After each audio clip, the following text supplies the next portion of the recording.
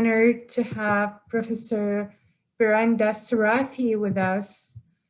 Brinda Sarathy is a professor of environmental analysis from Pitzer College and the director of the Robert Redford Conservancy of Southern California Sustainability.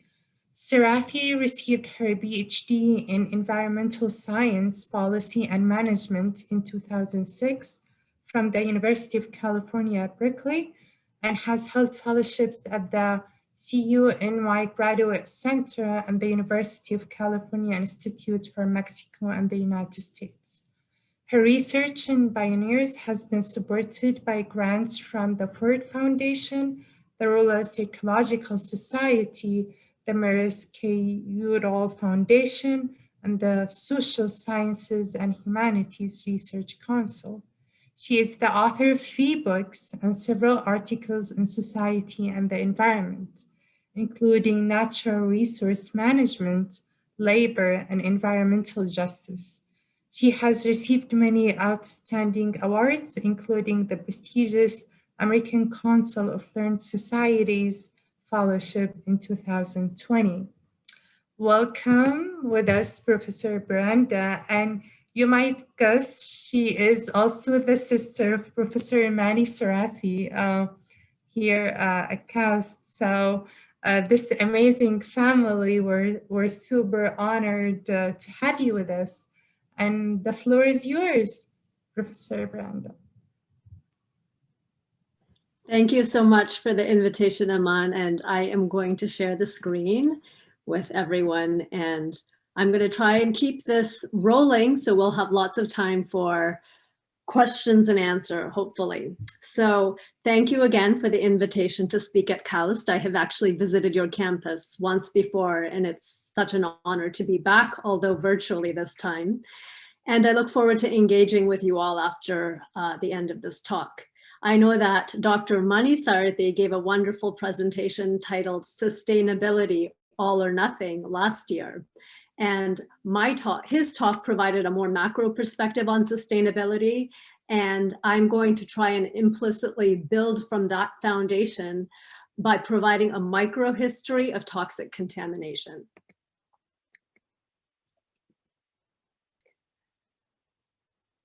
As a visiting professor this year at Western University, I want to begin by expressing gratitude to the indigenous people and the lands upon which I currently reside. I give this presentation on a cold winter afternoon from the traditional territories of the Anishinaabeg, Haudenosaunee, Lunapawek, and Ottawandaron peoples on lands connected with the London Township in Ontario, Canada, and Sombra Treaties of 1796 and the Dish with One Spoon Covenant Wampum. At Western University, we acknowledge historical and ongoing injustices that Indigenous people endure in Canada, and we accept responsibility as a public institution to contribute toward revealing and correcting miseducation, as well as renewing respectful relationships with Indigenous communities through our teaching, research, and community service. This talk will partly draw on my recent work in Inevitably Toxic, which I co-edited with Janet Brody and Vivian Hamilton. By drawing attention to diverse arrays of historic cases of toxicity in the US, Canada, and Japan, this book chronicles how contaminated spaces come into being and underscore how institutions of expertise and patterns of science communication have tended to mask the uncertain, tentative, or disputed nature of expert knowledge claims, while excluding the voices of those most impacted by toxicity. Our cases put a fine point on what science and technology scholar Sheila Jasanoff asserts, and she notes that the issue is not whether expertise detracts from political processes, but how it is harnessed and steered to serve some political interests over others. Indeed, all our stories in the volume that you see shows how individuals in positions of authority, among them scientists, military officials, and politicians, have been willing to take risks with new toxic technologies for the sake of growth and progress, waiting to deal with the consequences later. In the course of passing judgment, developing protocols, and shaping regulations, these experts often unintentionally obscured all that was still unknown about a particular toxic agent. Such actions led to an appearance of safety, certainty, and consensus, even when none existed. In this way, we study the production of ignorance as much as the production of knowledge, contributing to the project outlined in the work by Robert Proctor and Londa Schreimbinger's book called Agnotology, which is really about the study of ignorance. Both in the book, edited volume Inevitably Toxic, and in my next book project, I focus on the Stringfellow Acid Pits, the first Superfund site in California. And for those of you who don't know, Superfund relates to federal legislation passed by the US Congress in 1980 to help fund cleanup of contaminated sites across the United States. And the US Environmental Protection Agency oversees the Superfund. Now, the story of Stringfellow is important for several reasons. Theoretically, understanding the processes leading to the acid pits attends to the role of waste in making place. Such decisions enroll particular modes of scientific, economic, and political rationality and shed light on historically contingent and contradictory understandings about waste as a matter to be contained in pursuit of economic and industrial growth. Waste dumps are not merely isolated eyesores on the landscape or menaces to public and local health. They are also the flip side of growth elsewhere. In this light, the Stringfellow Acid Pits reveals how managing waste is at once both a productive and destructive enterprise, and shows that waste helps constitute uneven development, in this case between Los Angeles and Orange counties on the one hand, and Riverside and San Bernardino counties on the other. And I'll show you a map later in relation to where Stringfellow is located.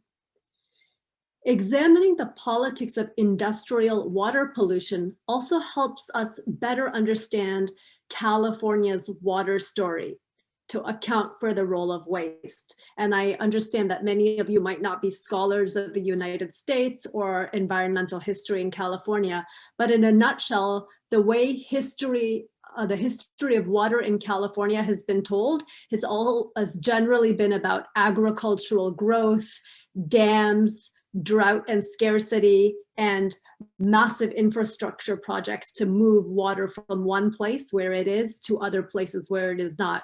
And that is not too different perhaps from the story of transfers of water in the Middle East or more arid areas. Now, what is left out of California's water story is the role of waste and the historic relationship of water and waste. Certainly in California, most often groundwater has been forgotten at the policy level, and it was only really regulated in 2013. So my book on the Stringfellow Acid Pits tries to fill in some of these gaps around water pollution, waste, and groundwater. Now, where is Stringfellow, the Stringfellow Acid Pits? Again, here is the map. This here, I've got the Pacific Ocean, we've got the state of California. And for folks who've been here, this is Southern California. And this little pin here is the Stringfellow Acid Pits. It's located about 50 miles due east of Los Angeles, and it's located in Riverside County. So we've got Los Angeles here, and we're straight east. And here's a slightly better image looking at the satellite view. Now, I wanted to start by telling you all a story. At Pitzer College, where I'm a professor, I teach a course on environmental justice. And I usually take my students on a tour of various hazardous waste sites in our region. And Pitzer College is in Southern California. One of the places I take my students is the Stringfellow Acid Pits. What always surprises these young people is the relatively innocuous or banal and boring appearance of Stringfellow, lying as it does along the side of the 60 highway. The term acid pits may conjure images of bubbling poisons and acrid smells. Yet, the acid pits, the Stringfellow site, is just another patch of barren-looking ground beneath which industrial waste disposal has led to a public health hazard, which experts estimate will take at least 400 years to clean up. After a good rain, the former acid pits even turn a lush green, transforming a barren canyon into something perhaps more aesthetically pleasing. The questions that haunt my students after visiting a rather mundane looking site like Stringfellow are the questions that motivate my research. To what extent do we know about the processes and decisions leading to contaminated sites? And do we in fact even recognize such spaces for what they are? How is it that toxic environments have become so pervasive while at the same time remaining invisible, overlooked, or ignored? In March 1978, the Santa Ana Regional Water Control Board in Southern California faced an emergency situation. Heavy rains that winter had wrought havoc in the forms of flash floods, mudslides, and the overtopping of local streams and reservoirs. Particularly alarming, however, was the state of the Stringfellow Acid Pits in a then unincorporated area of Riverside County, again, just 50 miles due east of Los Angeles. In 1955, the Water Board, in conjunction with other county and state agencies, had authorized the creation of Stringfellow in order to meet the growing waste disposal needs of the region's aerospace industrial complex, located in coastal Los Angeles and Orange counties. Between 1956 and 1972, the 17-acre former quarry site received over 34 million gallons of industrial effluent and was among the largest hazardous waste dumps in the United States. And here you can see what the pits looked like historically. And basically it was just earth that was excavated to form rudimentary pits, and waste was trucked up and dumped into these pits. The conditions of the rains I just talked about, combined with the deluge of 1978, set the stage for what would become California's first Superfund site. Toxic wastes had overtopped their holding ponds and threatened to wash out the single earthen barrier that separated the dump from hundreds of families in the community of Glen Avon below. Confronted with the possibility of a full-scale blowout, the Water Board intentionally released industrial effluent into local flood control channels, and these coursed through the town and inundated pastures, residential yards, and playgrounds. And here you can see some pictures. So all my research, or the majority of research, at least in this presentation, is based on material I found in the archives, in case anyone is curious. So government officials informed administrators at the Glen Avon Elementary School of their decision ahead of time, their decision to release the wastes, but asked that the parents in the elementary school not be notified so as to avoid panic. Fortunately, several teachers went ahead and shared their concerns about toxic waters with parents in the community. Flooding from Stringfellow eventually mobilized local groups, which helped pressure the US Environmental Protection Agency to designate the Stringfellow Acid Pits as California's first Superfund site in 1983. In their demands for cleanup, moreover, community organizations held different views on how to organize. Some staunchly opposed confronting industry and held out hope that state officials and scientific experts would look out for the public welfare. Others took on a more confrontational approach and voiced little trust in state science.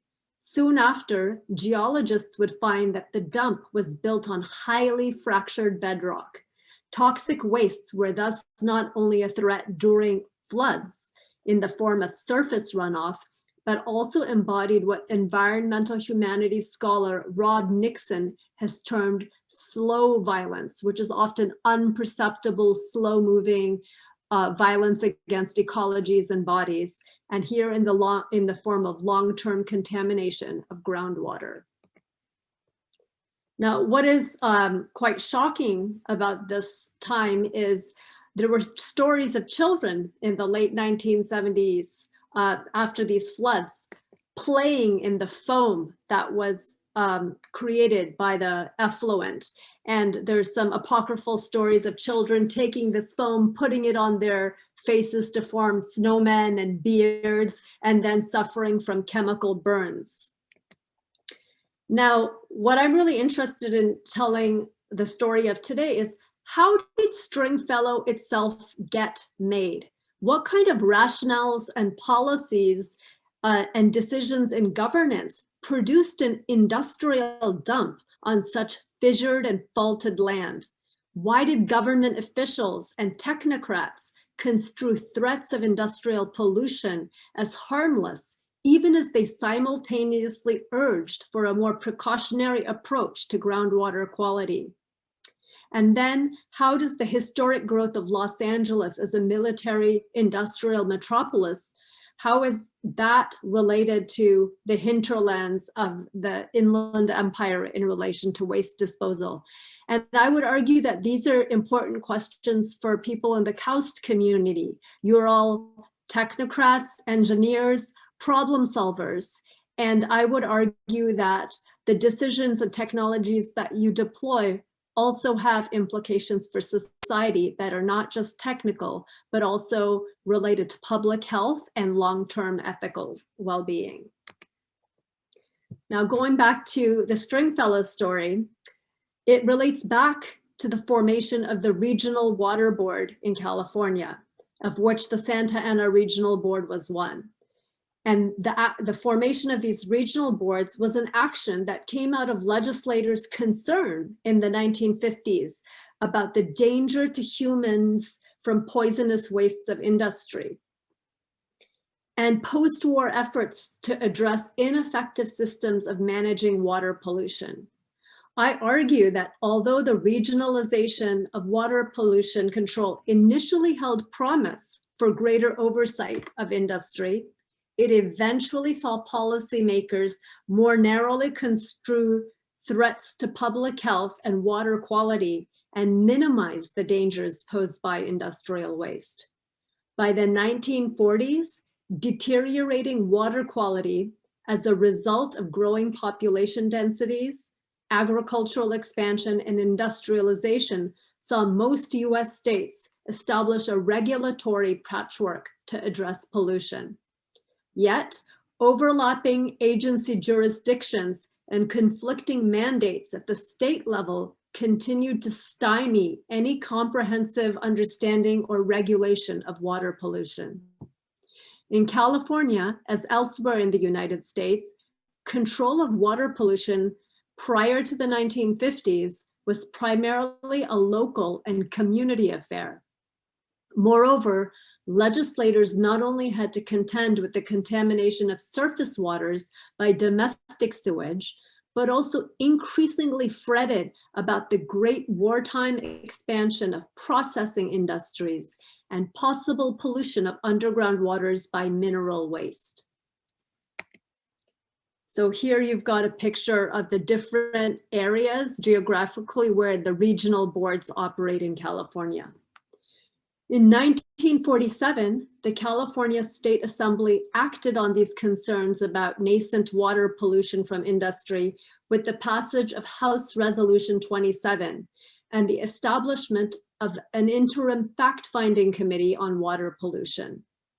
Chaired by pro-business Republican Assemblyman Randall F. Dickey, this committee produced a report calling for the overhaul of the regulations that had allowed for, in quotes, occasional outbreaks of intestinal disease from sewage polluted public water supplies and unsanitary conditions in recreational waters, and the local degradation of the quality of underground water supplies.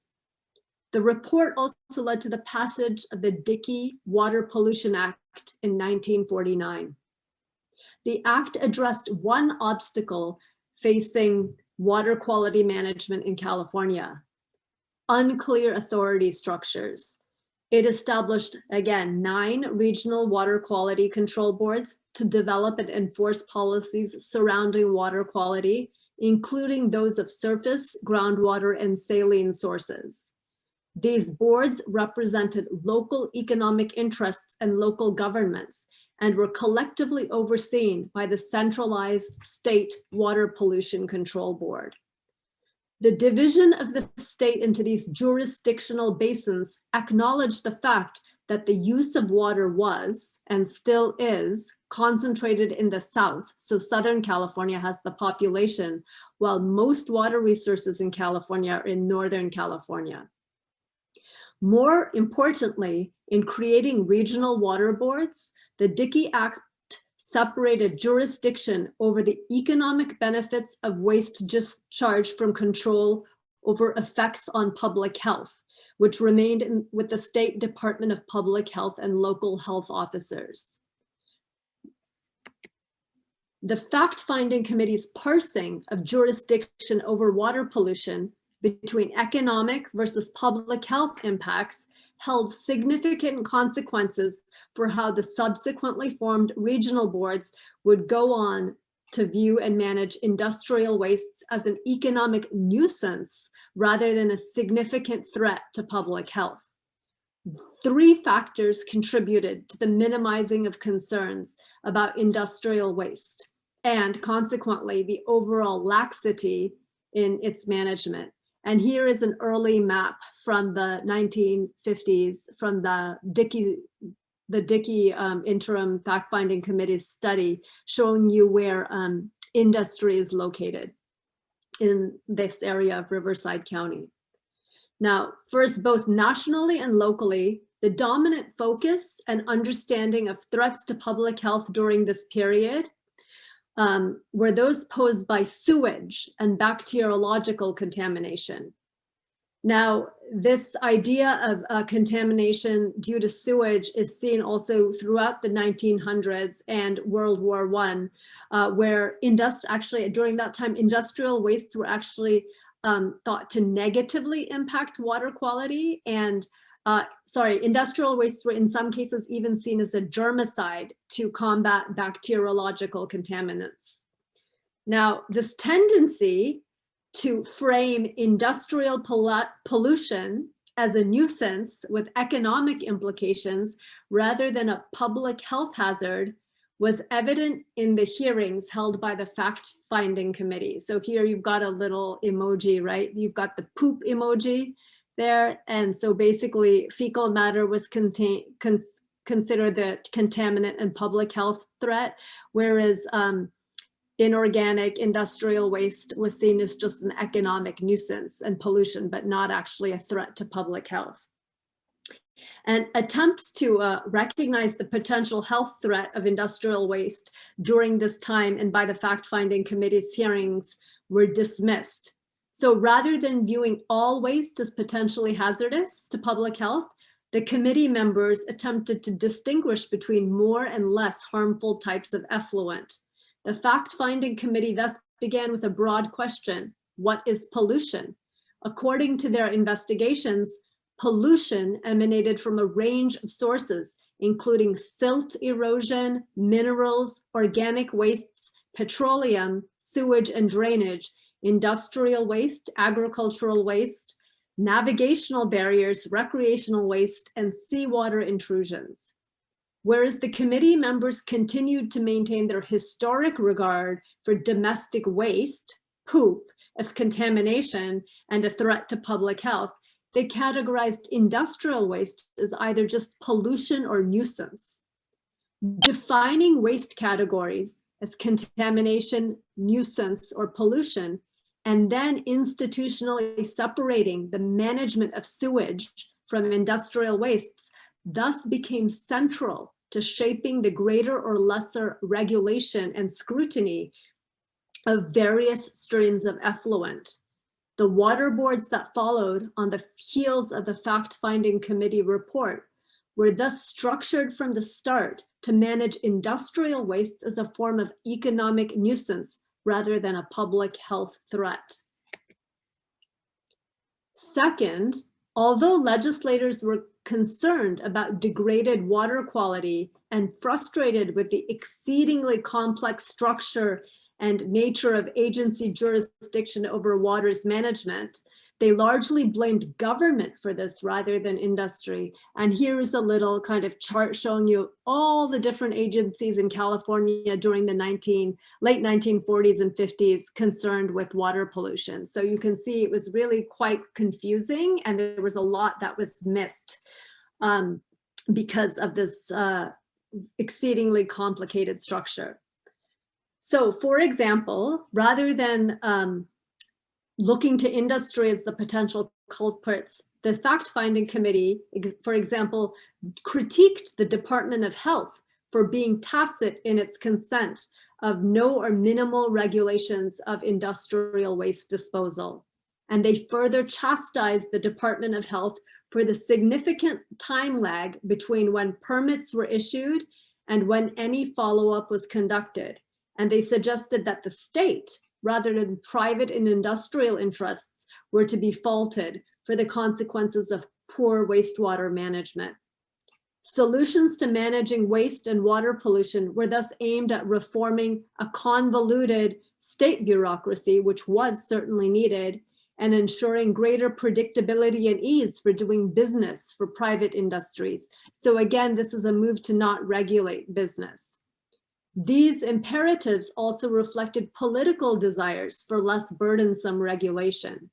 As it was, governmental interests at the state level did not pressure dischargers to follow through on their obligations to register. As a result, disposal practices went largely unchecked, and the default was local control over sewage waste in the state's waters. Given strong political sentiments against overregulation, the fact-finding committee's approach to water pollution was oriented towards cooperating with industries and supporting economic growth. There were clear tensions between the stated aims of the fact-finding committee's investigations and their ultimate conclusions about water quality and control. Committee members aspired to be holistic and multidisciplinary in their methods and sought to achieve more effective or equitable control over water pollution. In spite of these aspirations, their report clearly favored economic growth and dismissed centralized regulatory authority as a means to control pollution. For the report's authors, cooperation with industry and industry self-regulation became the solution to managing industrial waste.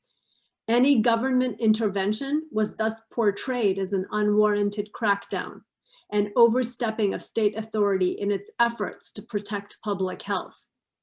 In the end, the fact-finding committee would sum up their studies and analyses of water pollution by recommending that laws and procedures for the protection of public health be strengthened, yet these recommendations were only aimed at waste defined as contamination and thus limited to regulating domestic sewage. By contrast, for the prevention and control of pollution deemed as nuisance, which again referred to industrial waste, the committee members recommended, and I quote, establishing a mechanism to bring about coordinated and cooperative action and planning at local and regional levels, where the greatest number of affected interests are and where the moral and legal responsibilities lie. For California's regional water boards, this translated into a pro-industry stand from the very beginning. In general then, committee members leaned toward easing water pollution enforcement to facilitate waste disposal for economic benefit, leading one commentator at the time to note that the Dickey Act would hardly appear to be the proper solution to the pollution problem. Third, and finally, water pollution control in California, as elsewhere in the United States, primarily focused on surface water quality and the monitoring of stream discharges. In one premonitory instance, Mr. Paul Bailey, who was a consulting engineer for the Orange County Water District, warned committee members that the most serious threat is underground supply. The most serious threat of future pollution lies in the slow increase in dissolved substances in underground supplies over a considerable period of time. So basically, he was signaling alarm around groundwater pollution by contaminated wastes. Bailey was painfully aware of the implications of poor quality water for downstream users in Orange County, and he had the foresight to recognize the value of clean groundwater basins for a growing population. However, Bailey's testimony came during a period in which the region was not yet fully built out and still had relatively abundant supplies of water. In this context, his plea for vigilance around groundwater quality and the need to preserve aquifers from industrial wastes fell on deaf ears. So apart from Bailey's appeal, there are really very few references to groundwater quality in the interim fact-finding committee's reports. And legislators noted that very few instances of any widespread underground pollution have been found. And in this way, I argue that contamination of groundwater in California, like groundwater more generally, stayed out of sight and out of mind for regulators, including those who would soon work at the regional water boards. In 1951, the newly formed Santa Ana Regional Water Board would request the California Division of Water Resources, and this is a precursor to the Department of Water Resources, for a pollution study in the basin. The study noted that of the 140 known industries in the basin, many discharged industrial wastes directly into the joint outfall sewer in Orange County, and most industries in Riverside and San Bernardino counties basically just did land disposal or dumped things in the side of a ditch. So there was a need for a proper way to dispose of industrial waste. And so the pressure for a Class 1 waste disposal facility, and a Class 1 disposal facility is for industrial waste in the inland region, eventually would trump any concerns about the threat of contamination of wells by industrial pollution. And soon after the 1951 study, in 1954, the Division of Water Resources conducted another study of the region, this time to explore possible regional dump sites. Following extensive meetings with interested county and city officials and representatives of major industries, 9 possible dump sites for toxic liquid wastes were explored by Max Bookman, the principal engineer for Southern California's team. Among the sites that were identified as feasible was a former quarry site. It was an abandoned crystalline limestone quarry excavated near the peak of a hill. This is from the report, in the southwestern portion of the Jurupa Mountains of then unincorporated Riverside County. First geologically surveyed in 1951 by Edward McKevitt of the California Institute of Technology, the survey made observations about jointing or fissures in rocks, and it was pretty clear that the report said this in no uncertain terms. The Bookman's team's assessment of the Jurupa Mountains location a few years later, however, made no mention of jointing as a possible pathway for hydrothermal flows. By contrast, the brief site description was particularly striking for its key assumptions, some of which contradicted possibilities noted in the early McKevitt study. For example, even though the Bookman geologists observed limestone formations with joints and fissures along which water could travel, they assumed that other impermeable rocks, such as gneiss and schists, would prevent flows from reaching the groundwater below.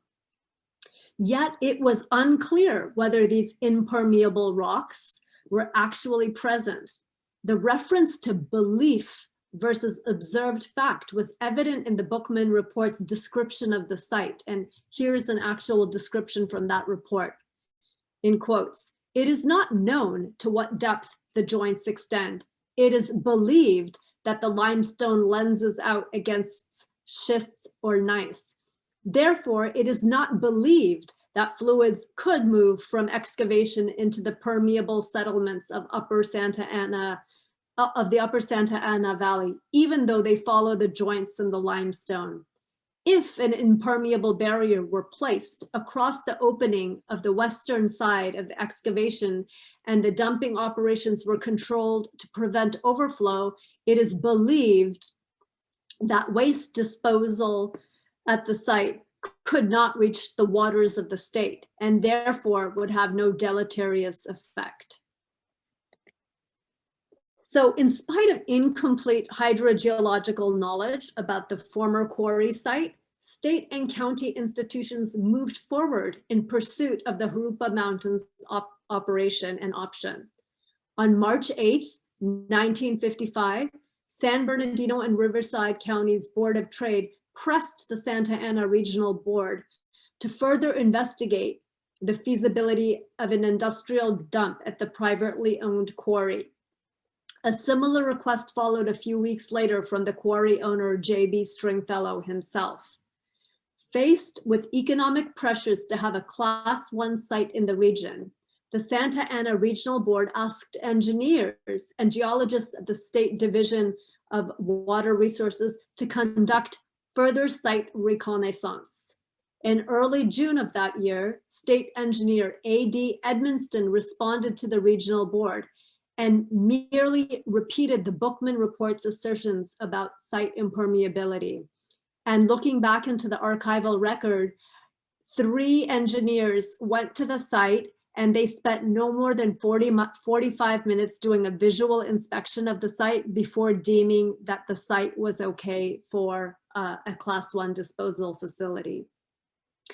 Now, partly because technocrats minimized the risks of groundwater contamination, they failed to conduct hydrogeological studies to verify the integrity of bedrock below the Stringfellow quarry. Faced with potentially competing sets of interests, one, to protect waters of the state on the one hand, and to enable growth by making way for industrial waste disposal on the other, various government officials ultimately reached a compromise of sorts. They reinforced the protection of surface waters, but relegated the fate of groundwater to the margins and recommended a Class 1 industrial dump site. Geologists and engineers at the Division of Water Resources thus deferred to untested assumptions about site impermeability, despite existing knowledge in their field about the potential groundwater contamination by industrial waste. While it is arguable that officials did not have technologies during this period that would have made for better knowledge of hydrology, access to historic groundwater records dating back to 1922 indicate that geologists knew the Jurupa Mountains overlaid high groundwater supplies, and indeed, they openly stated this in other reports. Moreover, by the turn of the century, the US Geological Survey investigators had determined that the practice of using fractured channels in limestone as sewage sinks courted disaster, and that toxic wastes could also contaminate groundwater. The origin story of the Stringfellow Acid Pits has sought to make clear how toxic waste is often hidden and embodies the externalized costs of industrial production and economic growth. This legacy of waste continues today with current modes of production and consumption, and has been facilitated by various projects of scientific, economic, and political rationality. The Stringfellow case, at its heart, is about the politics of industrial water pollution in California. It also helps us reorient how the Golden State's water story is recounted to make room for the role of waste in making place.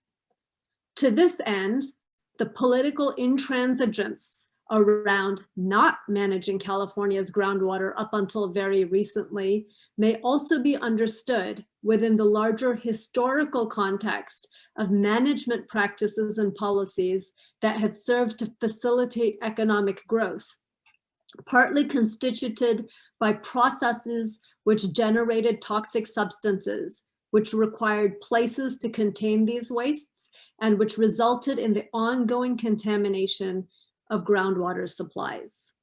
The story of the Stringfellow Acid Pits thus illuminates the toxicity behind seemingly innocuous landscapes and underscores the ways in which sites have been and might still continue to be produced. Now, I would like to do a time check. So, okay, so it's 12:43, and so I think I'm going to stop there, but I'm happy to speak more about other aspects of this project, but I just wanted to give this group a sense of the role of science and policy historically in ramifications that continue today. Thank you so much for your insightful talk. Actually, you made me wonder for the first time where our research waste go to. Like here at KAUST, we produce a lot of waste and we have no idea where it goes to. And next month, we will meet with the VP of Facility Management, and I'm gonna ask him this question. We see a lot of interactions in the Q&A, and I think there are burning questions. Please, if you would like to ask your question directly to Professor Brinda, you can raise your hand and I will allow you to talk to her. We have with us Jihad Salah. I'll allow you to talk. Please feel free to unmute and then you can ask your question. Jihad.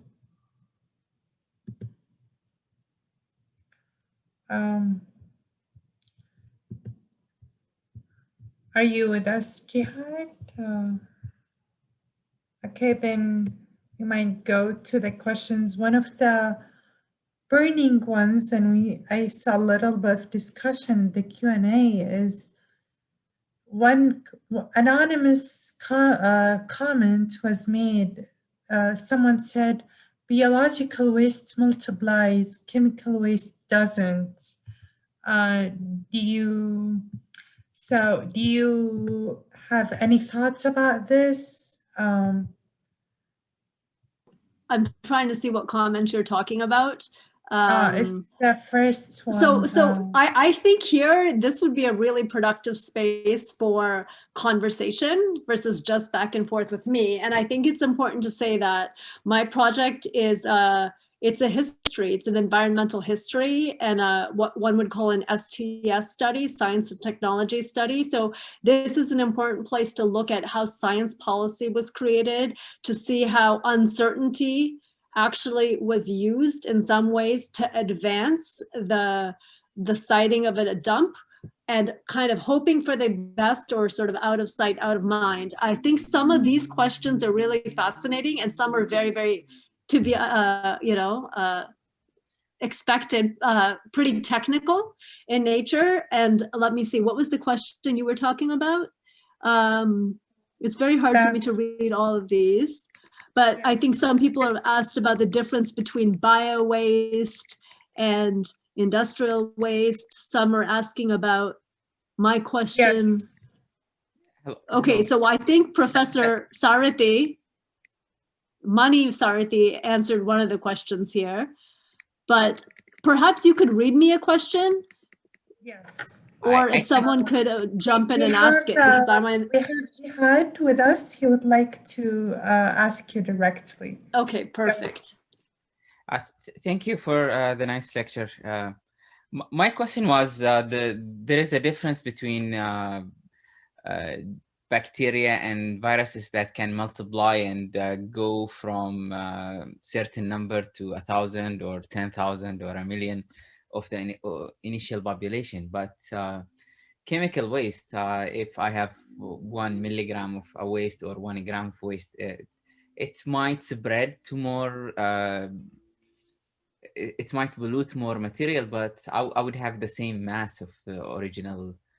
Let's say if I have a microgram of mercury, then it will stay 1 microgram of mercury, it will not multiply. So I thought that should be pointed out. And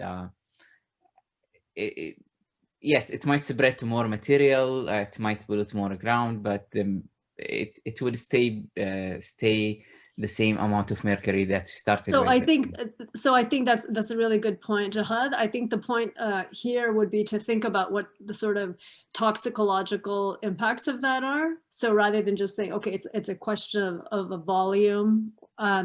Here in this case, for Stringfellow, you had over 34 million gallons of waste, very poor record keeping. They were only later found, there was chromium, cadmium, heavy metals, as well as DDT, and perchlorate has more recently been found at the site. And the thing is that it overlies a groundwater basin that also eventually hits the Santa Ana River. So you've got millions of people in this region potentially depending on both surface and groundwater. And so the effect of that contamination over time, and also some of this stuff would biomagnify. And so what does that mean in the long run? It's a larger concern. And the other thing with the concept of slow violence is we don't necessarily know what all the accumulation is going to mean in the long run, moving through the various tiers of the ecosystem. So that is one thing. The other thing is the way they're trying to abate it. A lot of the abatement right now is they're putting in wells and they're trying to pump this groundwater, but they're only able to do so much because it depends on, they're only able to pump when that groundwater rises, and they're able to clean it, or not even clean it, kind of extract the waste, and then they have to move it to another class 1 facility, or they have to incinerate it, or they make cakes. If you allow me, I might arrive to a general principle that one should avoid fluidic waste, because I can never contain it for a long time, reliably for a long time. So maybe the ultimate waste should be solid, not a liquid or a gas. So and some of these are not inherently, like DDT is hydrocarbon. So if you thermally treat it, like I'm technologist, I'm not environmentalist, but it can be turned into a benign material. These are not inherently bad, like let's say mercury, even because that's always be toxic. But if it is a hydrocarbon, benzene, or of these molecules, if you can break it at the source to its constituents, then it becomes okay material, I guess. So is that a guiding principle, like no liquid waste and no gaseous waste? Just keep it as maybe just thermal energy to the atmosphere, and solid. And solids, you can make them into capsules or stabilize them, and keep them in a desert or in a repository, like a geologic repository. I think those are great points. I mean, and this particular project looks at, it's an interesting time in history because it's actually before the major regulations. The Porter-Cologne Act was 1969. Water pollution control regulation in California really came only after the, starting in the 70s. So this is looking at a period prior to those regulations and the role of the state in actually saying we need to put this stuff somewhere. They were trying to act responsibly, but this is, you're absolutely right. Even landfills now are, the leachate, they find leachate even in just normal landfills. So the issue of like where to store this. And I think the other point, if you're looking for principles, is like to reduce waste at the source itself, right? In the processes of production. So you want to limit that rather than having to deal with all this stuff to store later. Thank you. Thank you. Sure. Awesome. Very insightful discussion. We have Abdullah Ramadan. Please feel free to ask directly. Hello. Hi, can you hear me? Yes, go ahead. Thank you, Professor Brinda, for the nice talk. I'm going to just take a step back maybe and I have a philosophical question. It is easy sometimes to question an action happened in the past where we witnessed its consequence, as what you have done in the California story, where it wasn't that obvious, the consequence of our industrial activities to land or atmosphere. I would argue it's not really clear even to us. And the problem with it, its effect cannot be seen in the short-term frame. It's typically a long-term consequence. So I'm just want to ask, so sometimes, or maybe just raise this question. It's good to put things in context. Maybe at that time frame of the California story, the importance of prosperity or economic growth was so important for you to overlook all of these environmental impacts, which weren't that obvious. Maybe it wasn't that obvious at that moment of time that it would spill out into the groundwater. It has, or the geological part of it wasn't that robust for it to be there. I know there are flows from the policymakers and politics, but again, were there a bigger picture of that story that we're talking about this 50 years from now, and it's or 60 years from now? It's easy to question. Maybe it wasn't really a question. I just want to hear your opinion. Yeah, I love that question. And I mean, I think that's it, and it's an important philosophical question that I would argue is still relevant today. And I think the sort of heart of this is, back then, because a lot of this work is archival, you do have, actually, I went back and looked at some of the sort of early geological reports and studies. So this is not just a simple, like they didn't have the geological knowledge. Some of it had to actually do with silos in terms of who decision makers were. And a lot of these geologists were very, very aware of the importance of groundwater, and sort of some of the more local water managers knew the integrity of what they needed, very good groundwater quality. But you're right, there was economic pressure. And so this larger discourse of prosperity, certainly post-World War II industrial growth. And so a lot of these areas were not built out. So you still see that discourse, and one could say, well, that's natural. But what I think I'm trying to argue is you can denaturalize these things to say this is one discourse, it's gained steam, and one could, and there's always going to be winners and losers in this. And to what extent are we willing to, it's not even casting blame per se, but looking at the ways in which decisions ultimately got made. So for example, if we bring it back to the current time and looking what happened in Flint, Michigan, right? I don't know if many of you are aware of the contamination of the Flint River and the erosion of lead in the water pipes, the way it was basically the emergency fiscal manager treated that water. It was just it was an economical decision to either save money or actually, I'm kind of getting off track, but in the case of California, this was definitely about political economy. I don't want to say it was intended to poison, but the science was there, and policymakers basically said, okay, we're going to go with one thing versus another. And I think we should be thinking more holistically. And if we want to talk about principles, I think we should continue to exercise the precautionary principle in what we do. Wonderful question, wonderful comments. And that ties back to the sustainability model, where we believe that true sustainability lies in the intersection of environment, society, and economy. But it's really complex, and it's so difficult to combine all these like together, like to find this optimal balance between the three factors. So let's go to our next question from Bakhta Olay. She said, nice to see you again since your last visit to our web.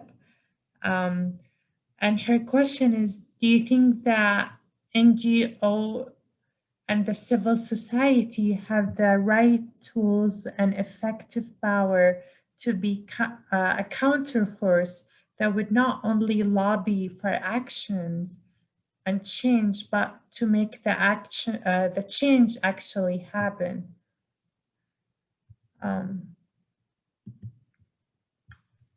Sorry, could you say that again?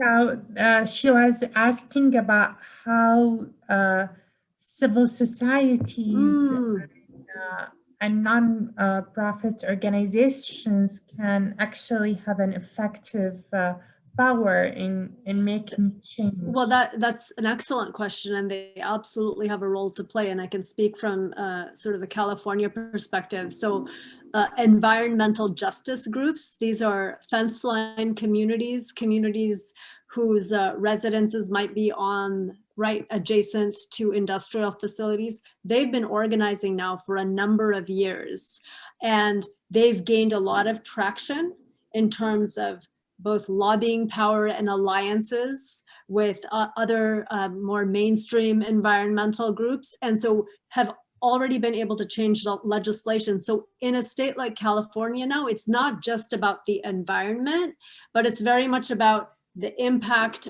of particular decisions on lower income, more vulnerable communities. So it's an environmental justice lens through which legislation is also viewed.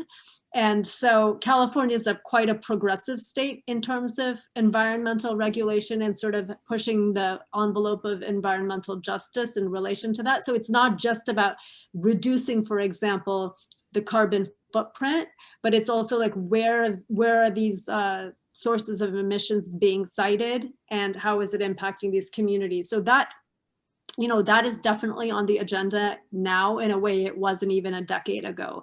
And that's because of activism, activism, protests, alliances. And now more and more, you're also seeing like the private sector, corporations, moving towards adopting green technologies because it's good for their bottom line. That's where the market is going, but also because they need to show sort of, some people would say it's greenwashing, but you work with what you can. And so I would say we're like seeing that movement more globally, and who leadership matters is the final thing. So federally now, at least in the US, you are going to see a shift with the Biden administration now, coming out and saying science is real. And, we are going to rejoin the Paris, agreement, all of that. So there is a shift, but civil society absolutely has a role to play. Our time is actually finished, but we will appreciate if you have 10 more minutes to answer we have 3 to 4 questions. Sure. Okay, so Bakhta asked also, which country is the most active one in terms of disclosing waste pollution sites, measuring impact of pollutants, and being open to their population and passing laws that effectively remove and reduce waste? is there like a perfect country in mind, or like the best country that manages wastes very well and could be a role model for others? You know, that's a good question. I don't know off the top of my head. I mean, the thing here is, you know, I'm sure some of you are aware of like the Basel Convention and sort of around like importing waste. I mean, there are problems of, you know, who are the producers of waste, and then where does waste actually get dumped? So there's areas of the world that like they receive e-wastes, or they receive the dump of more industrialized countries. So I think, as Aman alluded, these things are much more complex, because if everyone had to be responsible for their own waste, you know, where it's generated, we might have a very different way of dealing with the waste problem from what we choose to generate versus this invisible quality or character to, you know, what facilitates a lot of this production, because a lot of us don't see the impacts of our own consumption, right? The waste gets externalized, and Professor Money showed that in his presentation last year. We externalize a lot of the cost of, you know, environmental damage. And so I'm just trying to think where might you, I would have to go back and look, but I would be curious as to how waste, for example, is dealt with in a place like New Zealand. You know, you don't have such big industry. They're geographically pretty contained. And so they might have different ways of dealing with it, but they also have sort of less mass to deal with versus more, you know, highly industrialized kind of manufacturing oriented societies. Yeah.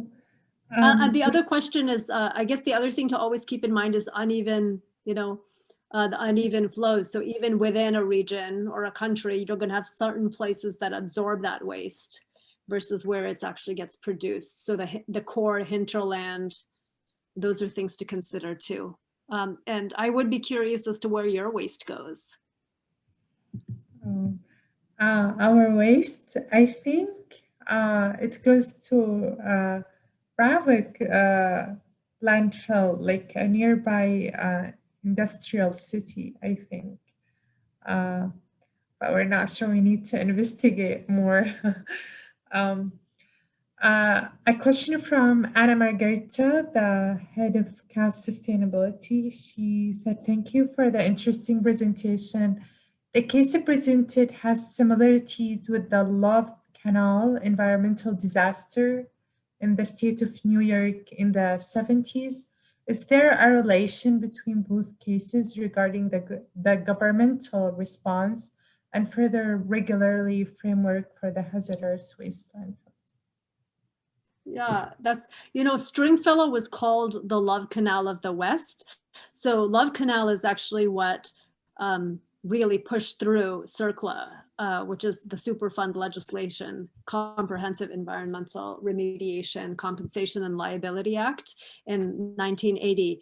And the thing with Love Canal, though, is it was a private industrial facility, Hooker Chemical, disposing on sort of private land, and it had been covered up. What the California case is really interesting is it was state sanctioned. They were in some ways trying to do the right thing, trying to find a way for it, but then dropped the ball in many ways in relation to, okay, because they actually had guidelines in California. You have to make sure this doesn't happen, make sure there's, you know, no contamination, but they didn't actually follow through on their own protocols. So, but yeah, they're definitely related in the sense they're both under Superfund. The context of the cases are quite different. And, you know, there was relocation in some parts of Love Canal. And, but I do look at in the book different cases of community activism and how people from Love Canal activists learned from that in their activism around Stringfellow. Yeah.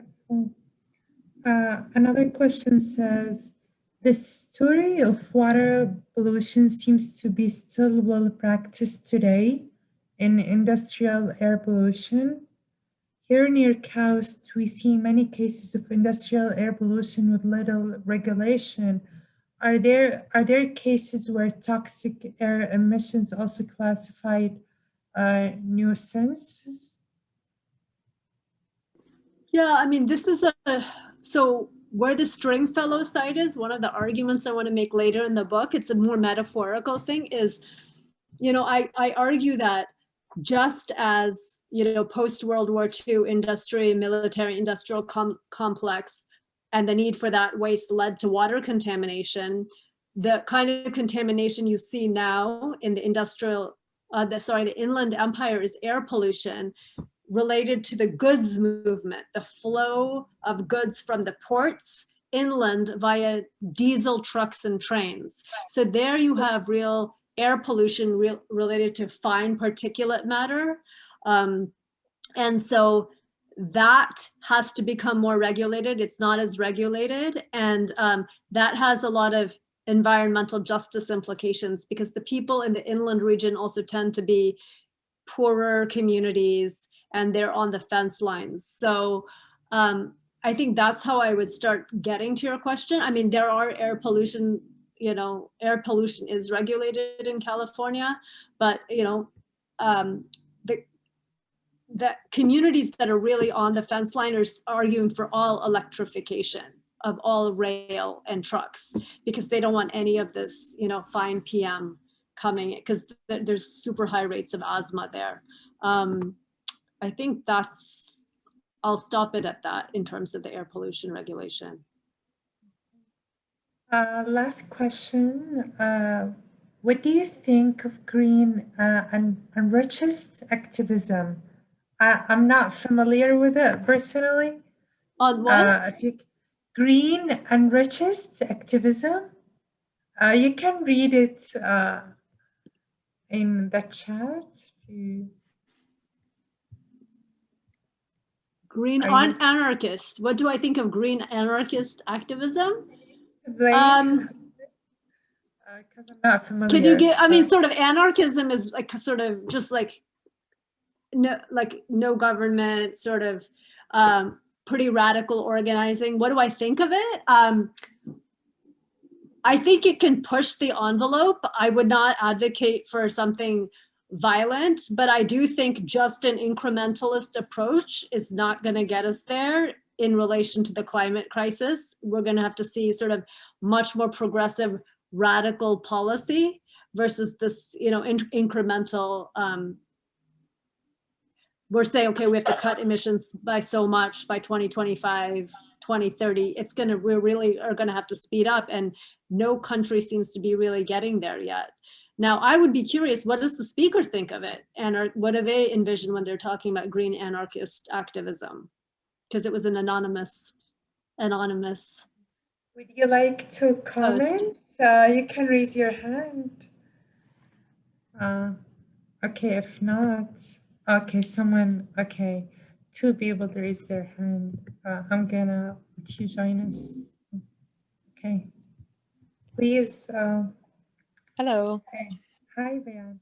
Hi, Iman. Thank you so much for arranging this and hosting this very, very interesting topic. And Professor Sarathy, thank you so much for your lecture. My question wasn't on green anarchy. I don't really have an opinion on that so much. But I had a comment and a question. The first comment is, I don't believe a lot of these incidents are deliberate. I think we just are so short-sighted. And we don't think in the long run. And I think we're missing environmental and natural resource economics when we make decisions. And when you ask the question of where does our waste go, it's really concerning, because I'm not really sure where it goes, but I believe we just use landfills, which brings me to my question. We don't have a culture here of let's say recycling, but let alone even sorting the waste in the right places. So for example, one of the things that concern me are batteries, just in regular landfills. I'm pretty sure that most of our batteries end up going in landfills. And I know we have heavy metals in them. Is it cadmium, I think? Lead, I'm not sure what other heavy metals are in it. But I wonder in the long run, what happens? Does it leach out? And do you know of any cases where that has happened? Because again, we're dealing in some cases in the country, we really are we behave as a developing country really in all ways. And I believe in waste management, I'm concerned that we don't have the right policies in place. So do you know cases like that? Yeah, so basically, I mean, studies in the US, basically all landfills, like the majority of landfills, you know, historic landfills there's leachate and they're leaking, you know, there's some kind of, they were either not lined or not lined well, they eventually degrade. And so you get this chemical leachate or other types of leachate like flowing out of the landfill, either contaminating the groundwater or just the plumes below the landfill. Now, here is the thing, you know, here is the wicked problem around waste. Even in the United States, right, where we have policies, and again, there's no centralized policy, but recycling in counties. So in some places you separate it, some places you don't. You think, say as a householder, I recycle, I'm so good, I, you know, put my plastic here, I put this here, and I feel good, like halas, I'm done.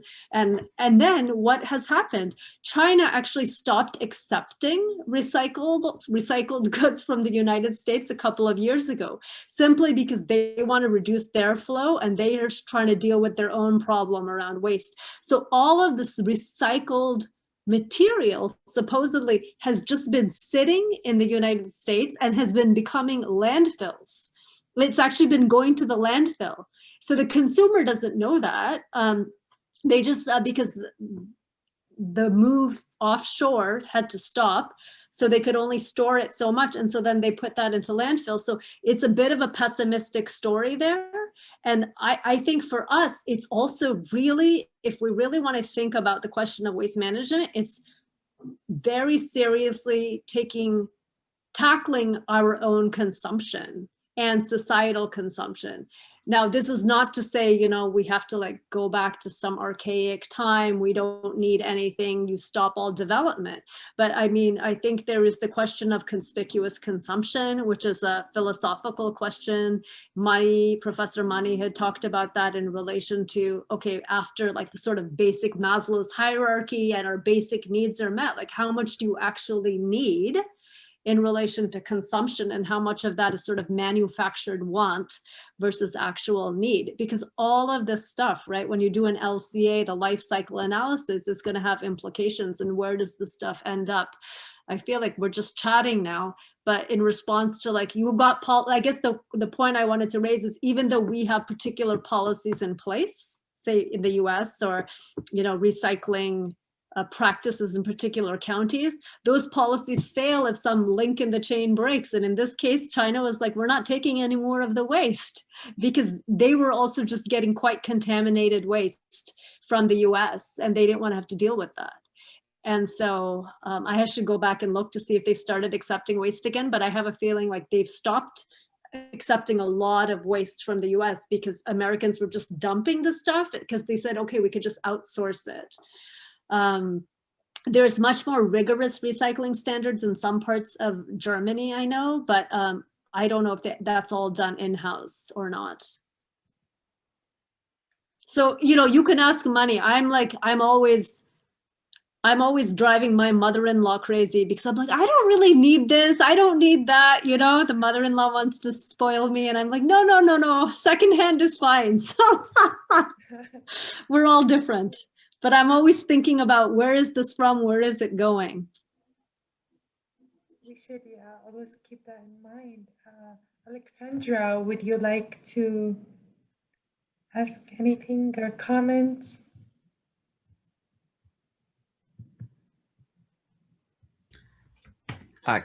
Can I have a small question? Go ahead. Yeah. Okay, so I'm teaching a course on energy, and one of the subjects is that why should you look at waste plastics? You try to we probably are going the wrong way around the plastic waste. So if we have a plastic, and let's say it's unsorted, many types of plastics, then there is a process in development because gasification process, where you take all these hydrocarbons and you increase the temperature to a high temperature, and under absence of oxygen, you could convert that multiple types of molecules into simple carbon monoxide and hydrogen, and even some of it would reduce to solid carbon. So this process might solve the issue. Instead of trying to recirculate that polymer, you just break it into its essential molecules, and you recover it as an energy. If it is like, let's say, mixed polymers, and you cannot differentiate between which chemistry is it type 1, type 2, or type 6, just put it to the gasification process, and you would get something simple. And then start building the chemistry from simple stuff, from methane and carbon monoxide, and you can start building the chemistry from there, instead of trying to conserve those polymers, which are totally mixed and totally. How much energy would it take to get to that gasification process? It's usually generates energy, not consume it, because these can be considered as fuels. With the right process, they can be treated as fuels. Of course, if you have them sorted out, it's always better to use the material as a material. But if you cannot sort them out, then you treat them as a fuel, then, and go to simple molecules. Germany, when it was under siege, they were starting building their chemicals from. They use coal and monoxide of carbon to start building complex chemistry from simple molecules. So we can do the same. The chemistry is there. It's not like we are inventing a new science. The science of building complex molecules from simple molecules already exists. Mm-hmm. So yeah, I think that's interesting. I'm just curious as to the carbon footprint of getting to that stage, because you mentioned coal. If you're trying to reduce CO2. Yeah, and Germany and South Africa, they were under siege for a variety of political reasons, and they didn't have access to petroleum for some time. They gasify coal to get to carbon monoxide, and they build the complex chemistry on top of carbon monoxide.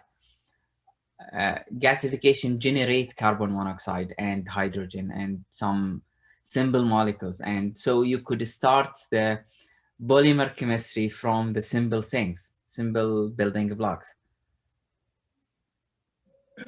That was an interesting comment. I think we should always consider the life cycle assessment, right, from the start to end. What are we generating? Are we solving? Are we adding more complexity and burden to our ecosystem, right? Any additional comments from you, Professor Brinda? If not, I just want to thank everyone. I think these are like some of these you don't have, there's obviously no silver bullet here. These are complicated problems, and we're all, to some extent in charge of the global commons. And so I would just encourage us to continue having these conversations, as you're all, you're in a way, you're the future, right? You're developing the processes, you're going to be the decision makers, you're going to be the policy makers and the technologists. So to sort of think through the complexities and the ethics and sort of the long-term implications is an important thing to continue to do and grapple with, and do it in an interdisciplinary way. So pleased to have this dynamic discussion, and thank you so much for the insightful talk, Professor Brinda, and I wish you all a good night.